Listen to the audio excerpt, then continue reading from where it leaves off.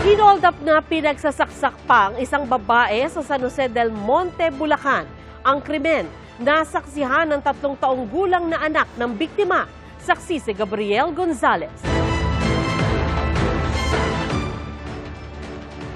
11 saksak sa iba't ibang bahagi ng katawan ng tinamo ng isang babae matapos hold upin sa San Jose del Monte, Bulacan. Ang lalaking sospek, kanya mismong kapitbahay.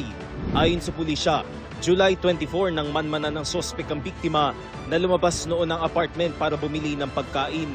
Nung pagpasok ng victim natin sa kanyang apartment, sumunod agad yung ating suspect. So, ang hinihingi ng suspect sa kanya is yung cellphone niya at saka yung pera ng mga victim. Kaya lang, nung ibibigay na ng victim yung mga items na hinihingi ng suspect is biglaan naman niyang sinaksak.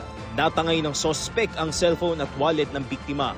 Pero bukod sa nawalang gamit at mga tinamong sugat, nagdulot ito ng matinding trauma sa biktima at sa kanyang 3 taong gulang na anak na nakasaksi sa pananaksak.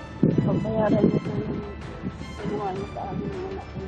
Kahit po ngayon, konting kalistik ko po. Kahit lang ang marinig ko, hindi ko na naintindihan ko ng gagawin.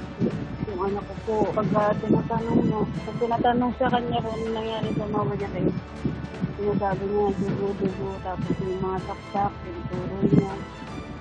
Hanggang ngayon po, takot po sa akin yung anak ko diwapit sa akin. Ire-refer ng pulisya ang anak ng biktima sa mga eksperto para matulungan. Noong Sabado, naaresto ang sospek sa General Trias, Cavite. Humihingi siya ng tawad sa biktima.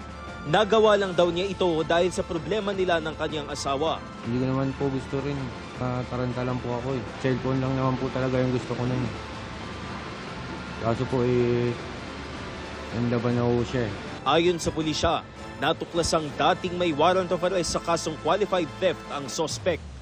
Naharap siya sa reklamong robbery with frustrated homicide at nakakulong na sa San Jose del Monte Police Station. Ako si Gabriel Gonzalez, ang inyong saksi.